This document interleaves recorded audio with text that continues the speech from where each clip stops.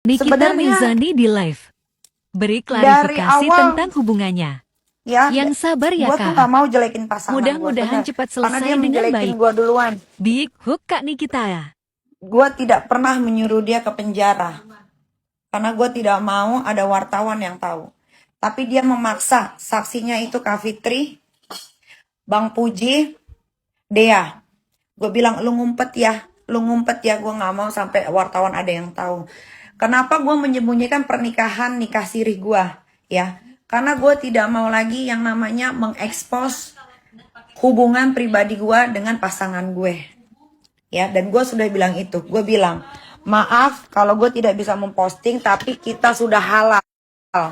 Kita sudah halal satu rumah, biarkan orang bicara apa, biarkan orang bilang kita kumpul kebo, tidak ada masalah. Yang tahu itu kita sendiri. Yang tahu itu kita sendiri. Tidak apa-apa kita difitnah kumpul kebo, haram, segala macem ini itu. Tidak apa-apa, saya tidak masalah. Ya, dan dia pun menyetujuinya di depan Kak Fitri, di depan Kochen, ya, di depan para saksi, ya, di Tasikmalaya pun sudah bilang, iya, saya menyetujui untuk tidak memposting pernikahan ini, tapi cuman yang mualafnya aja yang sudah yang diposting. Betul, itu betul sekali, ya.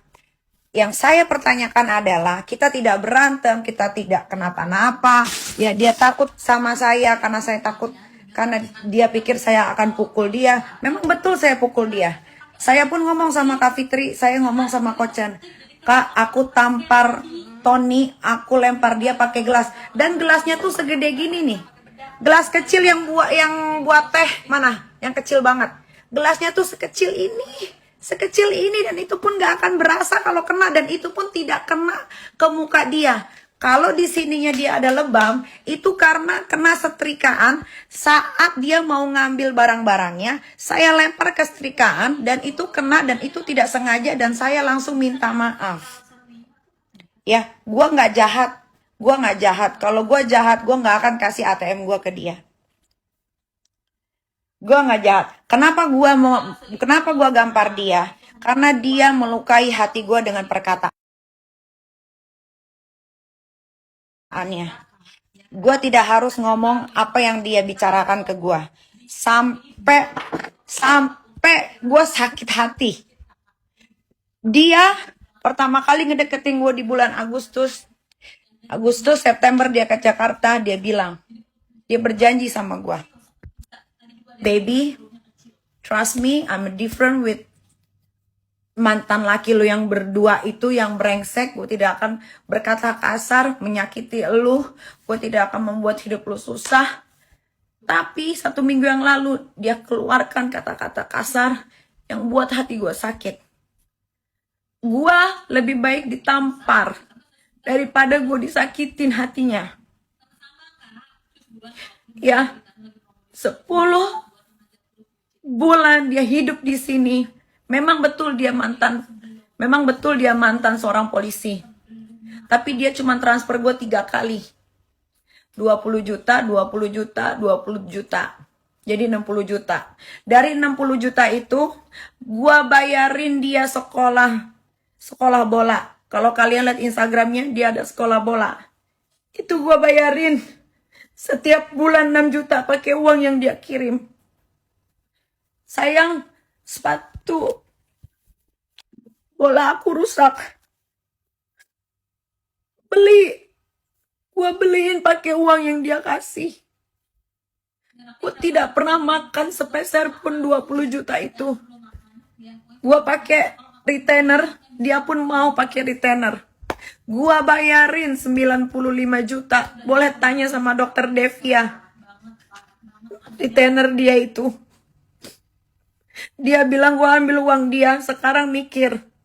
Dia nikahin gue, dia tanya gue, kamu punya cincin nikah nggak? Punya, tapi cincinnya begini doang. Kamu mau cincin nikah kayak gimana? Aku pengen yang ada diamondnya. Ya udah, tapi uang aku nggak cukup. Ya udah gini aja Tony. Aku kan punya cincin diamond dicopart ya dia.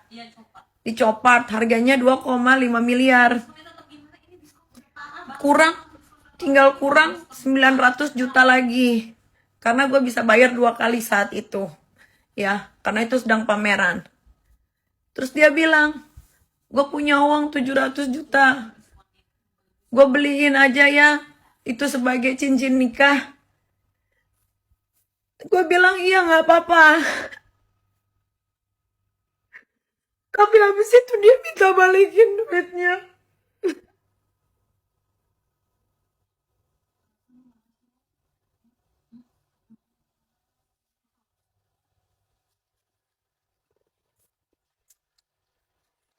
Gue gak pernah sesakit hati ini.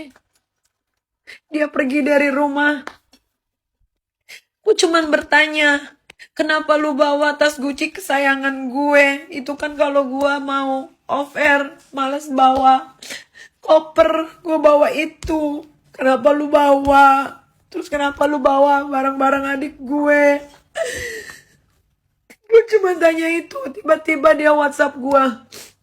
Kembaliin semua hadiah yang pernah gue kasih ke lu. Cincin, kalung yang sering gue pakai yang katanya gambar salib. Gue nggak pernah minta.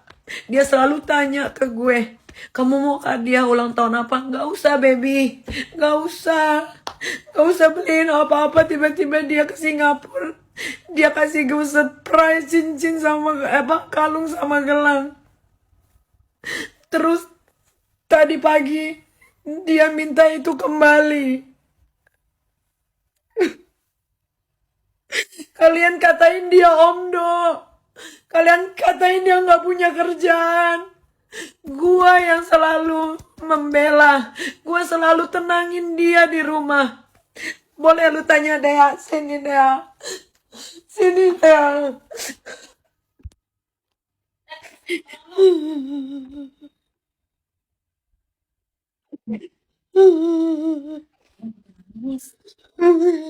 Berapa kali Dea gue bilang sama lu, Dea urusin kaosnya si Tony, dia mau bikin clothing line. Ya udah gue urusin. Bener gak? Justru dia masih ada utang sama gua karena dia minta buatin label, tiba-tiba dia pulang. Gue bingung itu label diapain sama gue. Kasih lihat chatnya. Dia males di rumah.